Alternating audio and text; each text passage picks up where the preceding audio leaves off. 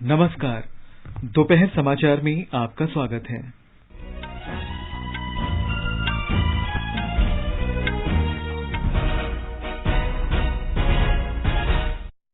राष्ट्रपति रामनाथ कोविंद ने 2020 के लिए पद्म पुरस्कार प्रदान किए। पूर्व केंद्रीय मंत्री अरुण जेटली, जॉर्ज फर्नांडीज और सुषमा स्वराज को मरणोपरांत पद्म विभूषण से सम्मानित किया गया। शास्त्रीय गायक पंडित छन्नूलाल मिश्र को भी पद्म विभूषण से सम्मानित किया गया।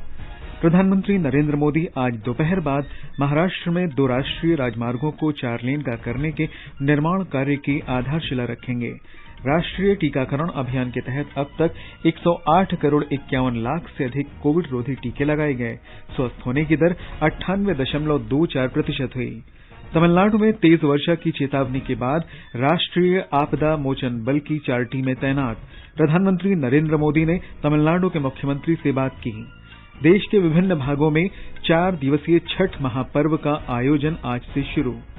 अमेरिका ने पूर्ण टीकाकरण वाले यात्रियों को आज से अपने यहां प्रवेश की अनुमति दी। भारत की मणिका बत्रा और अर्चना गिरीश कामत की जोड़ी ने स्लोवेनिया के लास्को में WTT कंटेंडर टूर्नामेंट्स का महिला डबल्स खिताब जीता और 2020 क्रिकेट विश्व कप में न्यूजीलैंड की अफगानिस्तान पर जीत से भारत सेमीफाइनल की दौड़ से बाहर। दोपहर समाचार में मुकेश कुमार के साथ मैं निखिल कुमार। देश ने कोविड टीकाकरण अभियान के अंतर्गत 100 करोड़ से अधिक टीके लगाने का लक्ष्य हासिल कर इतिहास रच दिया है। इस महत्वपूर्ण कार्य में योगदान करने वाले चिकित्सकों, नर्सों और अन्य स्वास्थ्य कर्मियों का आकाशवाणी अभिनंदन करता है।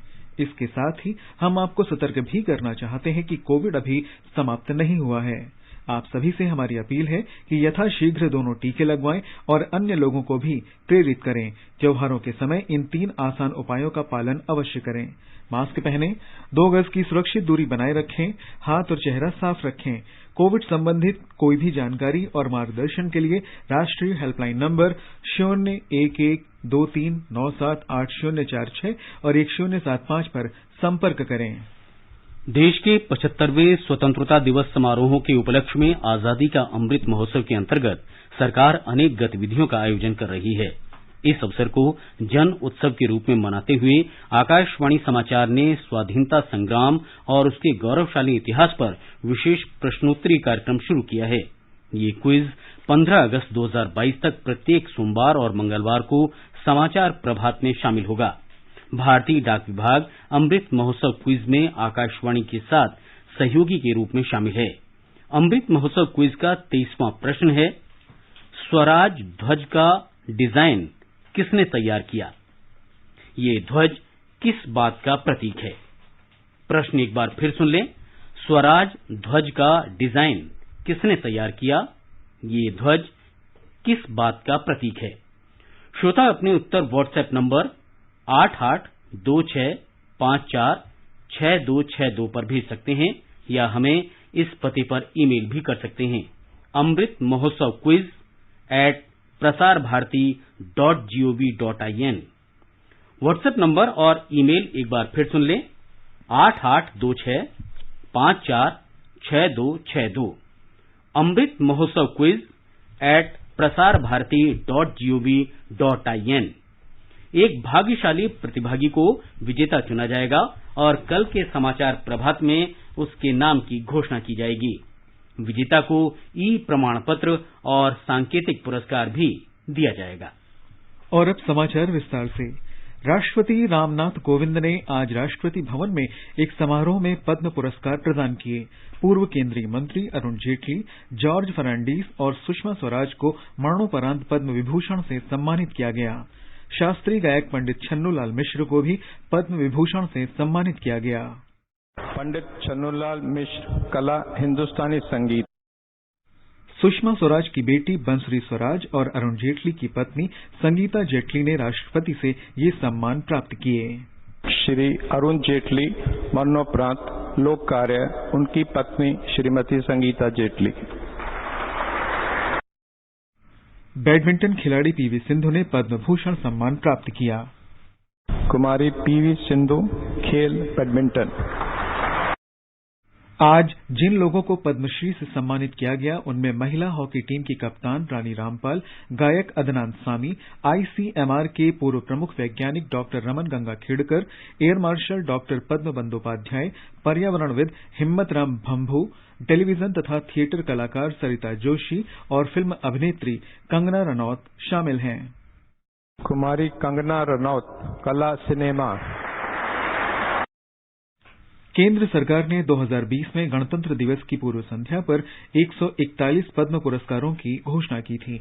इनमें 7 पद्म विभूषण, 16 पद्म भूषण और 118 पद्मश्री पुरस्कार शामिल हैं।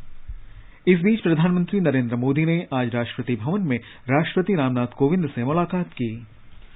प्रधानमंत्री नरेंद्र मोदी आज वीडियो कॉन्फ्रेंस के माध्यम से महाराष्ट्र के पंढरपुर में श्रद्धालुओं की सुगम आवाजाही के लिए 2 राष्ट्रीय राजमार्गों के कुछ भागों को 4 लेन में बदलने के निर्माण कार्य की आधारशिला रखेंगे। इनमें राष्ट्रीय राजमार्ग संख्या 965 पर श्री संत ज्ञानेश्वर महाराज पालकी मार्ग के 5 खंड और राष्ट्रीय राजमार्ग संख्या 965 जी पर श्री संत तुकाराम महाराज पालकी मार्ग के 3 खंड शामिल हैं। इन राष्ट्रीय राजमार्गों के दोनों तरफ पालकी के लिए विशेष मार्ग बनाए जाएंगे ताकि श्रद्धालुओं को कोई कठिनाई न हो। हमारे संवाददाता ने बताया है कि पंढरपुर और आसपास के क्षेत्र में बुनियादी ढांचे में सुधार से महाराष्ट्र के लाखों श्रद्धालुओं को फायदा होगा और पंढरपुर जाने वालों के लिए वार्षिक तीर्थयात्रा सुरक्षित हो जाएगी। महाराष्ट्र के विभिन्न भागों से कई दिनों तक पैदल चलकर आषाढ़ी एकादशी के दिन पंढरपुर के विट्ठल मंदिर में भगवान विट्ठल के दर्शन करने की महाराष्ट्र की सदियों पुरानी परंपरा है। इसमें समाज के सभी स्तर के लोग शामिल होते हैं और हर साल पंढरपुर जाने वाले इन श्रद्धालुओं को वारकरी कहा जाता है। संत ज्ञानेश्वर तथा संत तुकाराम और कई अन्य संतों की पादुका लेकर पालकियां पंढरपुर में दाखिल होती है। हाल की स्थिति में इन मार्गों पर चलते समय यातायात की वजह से सड़क हादसों का खतरा बना रहता है, लेकिन इन परियोजनाओं से पंढरपुर की वारी पूरी तरह से सुरक्षित होगी। वहीं दूसरी ओर निजी तथा सार्वजनिक वाहनों से पंढरपुर जाने वाले यात्रियों को बेहतर रास्तों के कारण सुरक्षित और आरामदायी सफर का लाभ मिलेगा। शैलेश पाटिल, आकाशवाणी समाचार, मुंबई। मणिपुर में कांग्रेस विधायक यमथोंग हॉकिप और आर.के. इवो भारतीय जनता पार्टी में शामिल हो गए हैं। इन्हें आज नई दिल्ली में भाजपा मुख्यालय में केंद्रीय मंत्री सर्बानंद सोनोवाल और पार्टी प्रवक्ता संबित पात्रा की उपस्थिति में पार्टी में शामिल किया गया। इस अवसर पर श्री सोनोवाल ने कहा कि प्रधानमंत्री नरेंद्र मोदी ने पूर्वोत्तर के विकास के लिए कई उपाय किए हैं। ये समाचार हमारी वेबसाइट newsonair.com/hindi और हमारे mobile app news on AIR पर भी उपलब्ध हैं। चलो मिलकर एक शुरुआत करें, चलो एक फैसला आज करें, मास्क नहीं तो टोकेंगे, कोरोना को रोकेंगे, चलो एक इरादा करते हैं, चलो कुछ वादा करते हैं, मास्क नहीं तो टोकेंगे, कोरोना को रोकेंगे। दोपहर समाचार में आपका फिर स्वागत है। राष्ट्रीय टीकाकरण अभियान के अंतर्गत अब तक 108 करोड़ 51 लाख से अधिक कोविड टीके लगाए जा चुके हैं। इस बीच कल कोविड के लगभग 11,451 नए रोगियों की पुष्टि हुई। देश में स्वस्थ होने की दर 98.24% है। पिछले 24 घंटे में 13,200 से अधिक रोगी स्वस्थ हुए हैं। केंद्र सरकार ने कहा है कि राज्यों और केंद्र शासित प्रदेशों को अब तक लगभग 116 करोड़ से अधिक कोविड टीके भेजे जा चुके हैं। मंत्रालय ने कहा है कि सरकार देश भर में कोविड टीकाकरण की गति तेज करने और इसके दायरे का विस्तार करने के लिए प्रतिबद्ध है। आकाशवाणी का समाचार सेवा प्रभाग आज रात 9:30 बजे से कोरोना जागरूकता श्रृंखला के तहत हिंदी और अंग्रेजी में लाइव फोन इन कार्यक्रम प्रसारित करेगा। इसे FM गोल्ड चैनल और अतिरिक्त मीटरों पर सुना जा सकता है। दिल्ली के जीबी पंत अस्पताल के डॉक्टर संजय पांडे श्रोताओं के प्रश्नों के उत्तर देने के लिए उपस्थित रहेंगे। श्रोता हमारे विशेषज्ञ से टोल फ्री नंबर 1800115767 और टेलीफोन नंबर 0112331444 पर प्रश्न पूछ सकते हैं। हमारे Twitter handle @AIR News alerts पर #AskAIR के जरिए भी सवाल पूछे जा सकते हैं। सीआरपीएफ ने छत्तीसगढ़ के सुकमा जिले में अपने एक शिविर में एक जवान के अपने साथियों पर गोलियां चलाने की घटना के मामले में जांच का आदेश दिया है। कल रात हुई इस घटना में 4 जवान मारे गए और 3 घायल हो गए। ब्यौरे की प्रतीक्षा है। जम्मू कश्मीर में श्रीनगर के बटमालू इलाके में कल देर रात आतंकवादियों ने एक पुलिसकर्मी की हत्या कर दी। पुलिस सूत्रों ने बताया कि पुलिसकर्मी की पहचान तौसीफ अहमद के रूप में हुई है, जिस पर बटमालू के एसडी कॉलोनी इलाके में गोली मारी गई। उपराज्यपाल मनोज सिन्हा ने घटना की निंदा करते हुए इसे कायरतापूर्ण कार्रवाई बताया। उन्होंने मृतक पुलिसकर्मी के परिजनों के प्रति संवेदना व्यक्त की है। तमिलनाडु के 27 जिलों में उत्तर पूर्व मानसून के प्रभाव से तेज वर्षा हो रही है। राष्ट्रीय आपदा मोचन बल की 4 कंपनियां तिरुवल्लुर, कांचीपुरम और मदुरै जिलों में भेजी गई हैं। वर्षा प्रभावित जिलों में शैक्षणिक संस्थान 2 दिन तक बंद रहेंगे। लगातार हो रही बारिश और बाढ़ के कारण ट्रेनें और हवाई सेवाएं प्रभावित हुई हैं। मौसम विभाग ने चेन्नई, कांचीपुरम और तिरुवल्लुर जिलों में अगले 24 घंटे के दौरान तेज वर्षा की चेतावनी जारी की है। आकाशवाणी से विशेष बातचीत में मौसम विभाग के महानिदेशक मृत्युंजय महापात्र ने बताया कि आज और कल तेज वर्षा होने की आशंका है। तमिलनाडु और पुडुचेरी में पास्ट 24 आवर्स में फेयर एक्सपेक्टेड रेनफॉल रिकॉर्ड किया गया है। आज और कल भी फेयर एक्सपेक्टेड रेनफॉल हो सकता है, मगर इंटेंसिटी का रेनफॉल कम रहेगी। फिर 11 तारीख को वहाँ रेनफॉल इंटेंसिटी बढ़ेगी और extremely heavy rainfall activity Tamil Nadu और पुडुचेरी एरिया में हो सकता है, क्योंकि एक लो प्रेशर एरिया 9 तारीख को बे ऑफ बंगाल में डेवलप हो रहा है और ये धीरे धीरे वेस्ट नॉर्थ वेस्ट दिशा में गति करते हुए 11 तारीख को तमिलनाडु कोस्ट के पास पहुंच सकता है।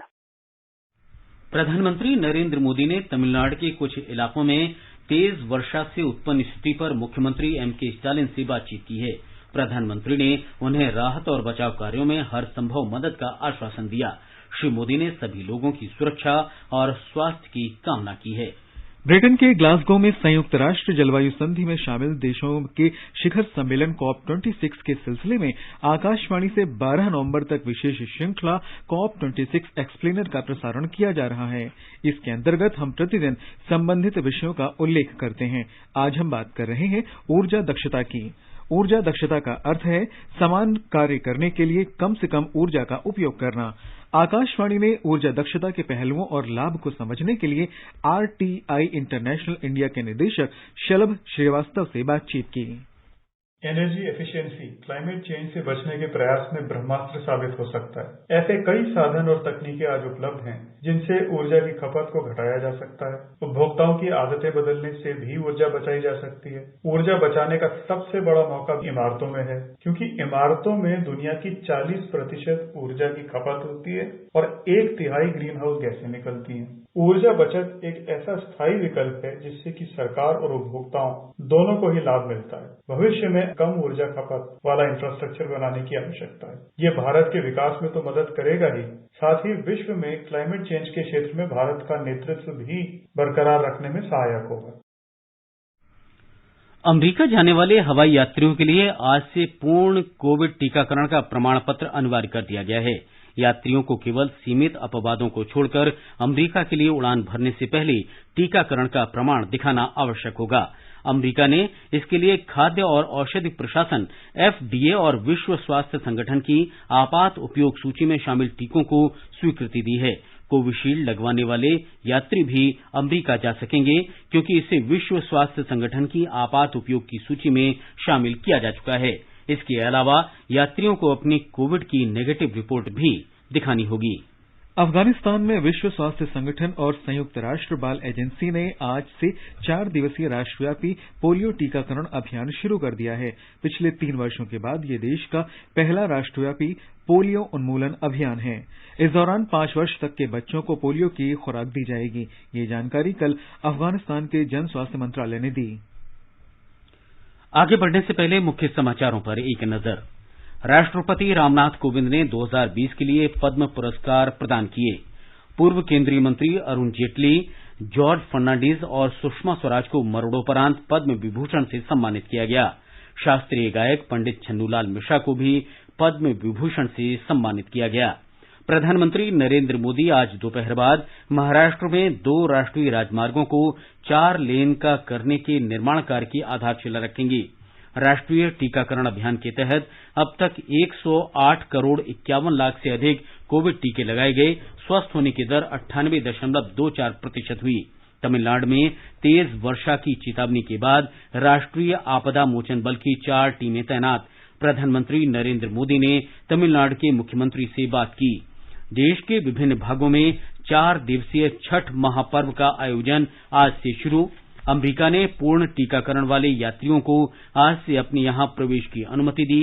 भारत की मणिका बत्रा और अर्चना गिरीश कामत की जोड़ी ने स्लोवेनिया के लास्लो में WTT कंटेंडर टूर्नामेंट का महिला डबल्स खिताब जीता और 2020 क्रिकेट विश्व कप में न्यूजीलैंड की अफगानिस्तान पर जीत से भारत सेमीफाइनल की दौड़ से बाहर। उच्चतम न्यायालय ने कहा है कि उत्तर प्रदेश के लखीमपुर खीरी मामले की विशेष जांच दल SIT द्वारा चल रही जांच की निगरानी के लिए राज्य सरकार द्वारा न्यायिक आयोग पर उसे भरोसा नहीं है। ये मामला कृषि कानूनों का विरोध कर रहे किसानों को एक वाहन से कुचले जाने का है। ये वाहन केंद्रीय मंत्री अजय मिश्रा के बेटे आशीष मिश्रा का था। उत्तर प्रदेश सरकार ने मामले की जांच की निगरानी के लिए 1 सदस्यीय आयोग गठित किया है। इलाहाबाद उच्च न्यायालय के सेवानिवृत्त न्यायाधीश प्रदीप कुमार श्रीवास्तव इसकी निगरानी करेंगे। उच्चतम न्यायालय ने आज सुनवाई के दौरान कहा कि इस मामले में 3 FIR दर्ज की गई हैं। ये किसानों की मौत, बदले की कार्रवाई में राजनीतिक नेताओं की मौत और एक पत्रकार की मृत्यु से संबंधित हैं। न्यायालय ने कहा कि तीनों FIR की जांच स्वतंत्र रूप से होनी चाहिए और एक मामले के सबूतों का उपयोग दूसरी घटना के आरोपियों को बचाने के लिए नहीं किया जाना चाहिए। महाराष्ट्र राज्य सड़क परिवहन निगम के कर्मचारियों की हड़ताल के कारण राज्य के ग्रामीण इलाकों में सार्वजनिक परिवहन सेवाएं प्रभावित हुई हैं। राज्य के लगभग 129 डिपो के कर्मचारियों के हड़ताल पर जाने से लोगों को काफी परेशानी का सामना करना पड़ रहा है। इसे देखते हुए बंबई उच्च न्यायालय ने पिछले सप्ताह इस हड़ताल पर रोक लगा दी थी, लेकिन इसके बावजूद कई डिपो के कर्मचारी हड़ताल पर चले गए। ये समाचार आकाशवाणी से प्रसारित किए जा रहे हैं। ताजा समाचार जानने के लिए आप हमारे Twitter handle @AIR News Hindi को फॉलो कर सकते हैं। ये आकाशवाणी है। आकाशवाणी समाचार की विशेष प्रस्तुति धरोहर में स्वतंत्रता आंदोलन के उन भाषणों, नारों और कविताओं से नई पीढ़ी को परिचित कराया जाता है जिन्होंने आजादी के दीवानों में उत्साह का संचार किया था। आज हम धरोहर में बात कर रहे हैं भूदान आंदोलन के प्रणेता आचार्य विनोबा भावे की। धरोहर प्रत्येक सोमवार परिक्रमा कार्यक्रम में प्रसारित किया जाता है।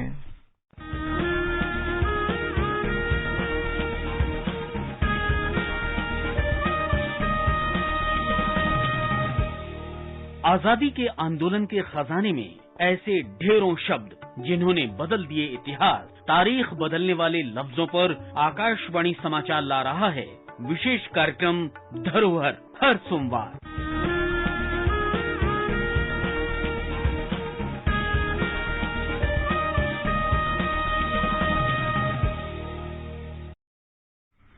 आजादी का अमृत महोत्सव के अंतर्गत आइए अब सुनते हैं आकाशवाणी की विशेष प्रस्तुति आजादी का सफर।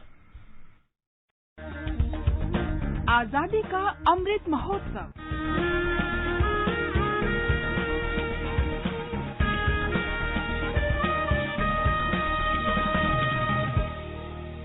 आजादी का सफर आकाशवाणी के साथ। भारत का गौरवशाली स्वतंत्रता संग्राम आधुनिक विश्व के अब तक के सबसे बड़े संघर्षों में से एक है। आकाशवाणी समाचार आपके लिए प्रतिदिन इस संग्राम की एक झलक लेकर आता है।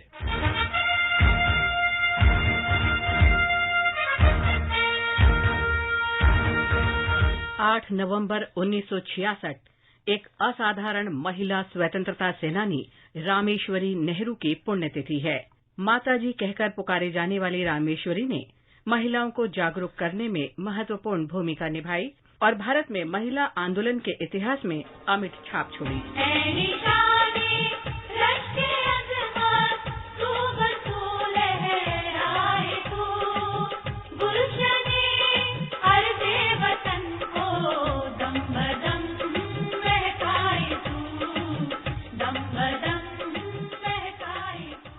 रामेश्वरी नेहरू का विवाह मोतीलाल नेहरू के भतीजे ब्रिजलाल नेहरू से हुआ था। रामेश्वरी नेहरू ने अपनी इस भूमिका की शुरुआत प्रयागराज के आनंद भवन से की थी। ये भवन महिलाओं के मुद्दों के लिए संघर्ष और मातृभूमि की स्वाधीनता के लिए स्वतंत्रता सेनानियों की कर्मभूमि था। रामेश्वरी नेहरू ने हिंदी में पहली महिला पत्रिका स्त्री दर्पण की शुरुआत 1909 में इलाहाबाद से की थी। स्त्री दर्पण के माध्यम से उन्होंने महिलाओं के अधिकारों के लिए आवाज उठाई। रामेश्वरी नेहरू महिला भारत संघ और ऑल इंडिया विमेन कॉन्फ्रेंस की सक्रिय सदस्य थीं। उन्होंने वेश्यालयों से छुड़ाई गई महिलाओं को आश्रय देने के लिए नारी निकेतन शुरू किया था। ब्रिटिश सरकार ने जब 1928 में शारीरिक संबंध बनाने के लिए लड़कियों की सहमति की आयु तय करने के बारे में एज ऑफ कंसेंट समिति बनाई तो रामेश्वरी इसमें एकमात्र भारतीय महिला सदस्य थीं। इस समिति की रिपोर्ट ने ही बाल विवाह रोकथाम अधिनियम की नींव रखी। महिलाओं के पुरुषों के साथ कंधे से कंधा मिलाकर चलने की हिमायत करने वाली रामेश्वरी ने कहा था, उस देश के लोग स्वराज हासिल नहीं कर सकते जिनकी आधी आबादी पक्षाघात की स्थिति के समान निष्क्रिय कर दी गई हो। स्वराज की लड़ाई पुरुषों और महिलाओं को समान रूप से लड़नी होगी और जीतनी होगी। आजादी के बाद रामेश्वरी ने उन लोगों के पुनर्वास में महत्वपूर्ण भूमिका निभाई जो विभाजन के आघात के कारण पलायन कर गए थे। 1955 में भारत सरकार ने रामेश्वरी नेहरू को विशेष रूप से विधवाओं, अनाथों, बच्चों और बुजुर्गों के पुनर्वास में उनके उल्लेखनीय योगदान के लिए पद्म भूषण से सम्मानित किया। उन्हें 1961 में लेनिन शांति पुरस्कार भी प्रदान किया गया।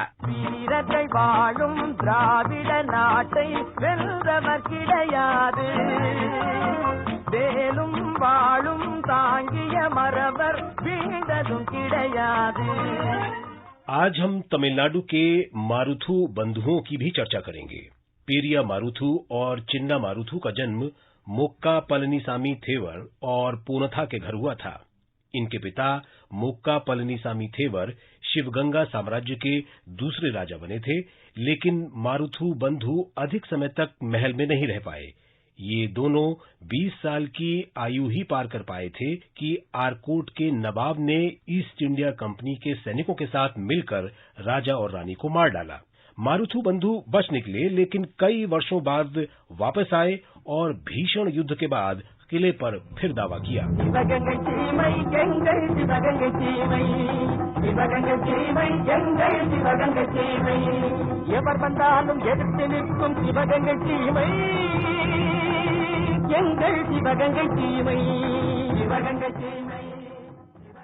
अठारह सौ 1957 के सिपाही विद्रोह से 50 साल से भी अधिक समय पहले मारुथु पांडियार भाइयों ने अंग्रेजों की दमनकारी नीतियों के खिलाफ संघर्ष का नेतृत्व किया था।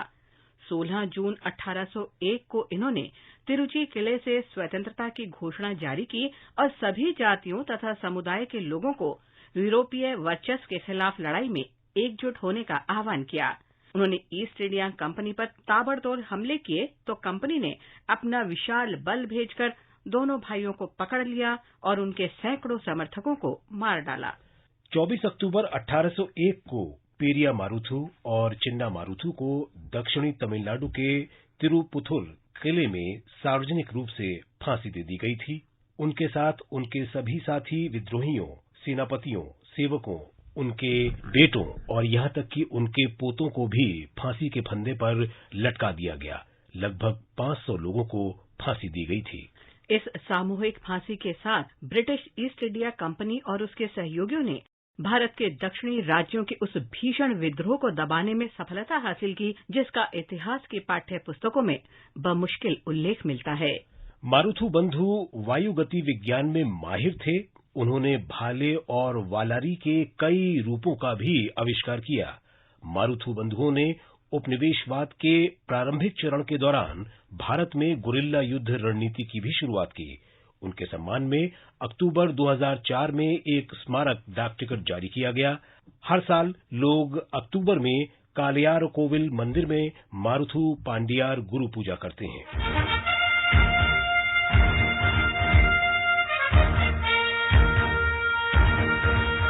इसके साथ ही आजादी का सफर आकाशवाणी समाचार के संग श्रृंखला का ये अंक समाप्त होता है। मिलते हैं कल अगली कड़ी में।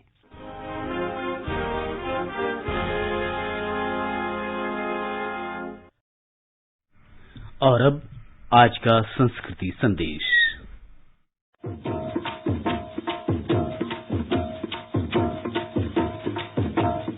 1920 में कलकत्ता में दीपावली से 2 दिन पहले धनतेरस को एक कन्या का जन्म हुआ। धनतेरस पर पैदा होने के कारण इस बच्ची का नाम धन लक्ष्मी रखा गया। ये वही बच्ची थी जो आगे चलकर प्रख्यात नृत्यांगना सितारा देवी बनी। 16 साल की उम्र में जिसका नृत्य देखकर रविंद्रनाथ ठाकुर ने उसे नृत्य साम्राज्ञी कहा था।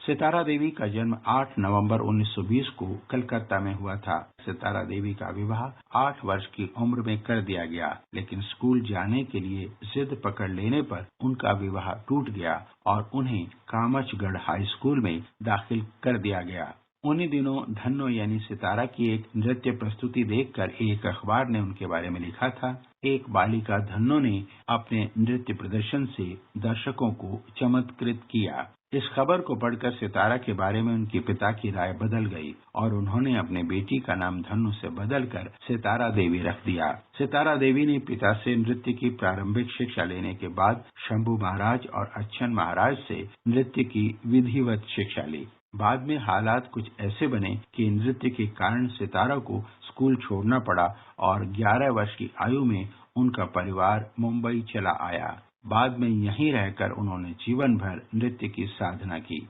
मदर इंडिया में सितारा देवी ने एक लड़के के वेश में निम्मी और सुनील दत्त के साथ नृत्य किया था। नृत्य साधना को पूरा जीवन समर्पित करने वाली सितारा देवी का 25 नवंबर 2014 को निधन हो गया। सितारा देवी तो चली गईं, लेकिन उनकी कला साधना आज की पीढ़ी के लिए एक मिसाल बनी हुई है।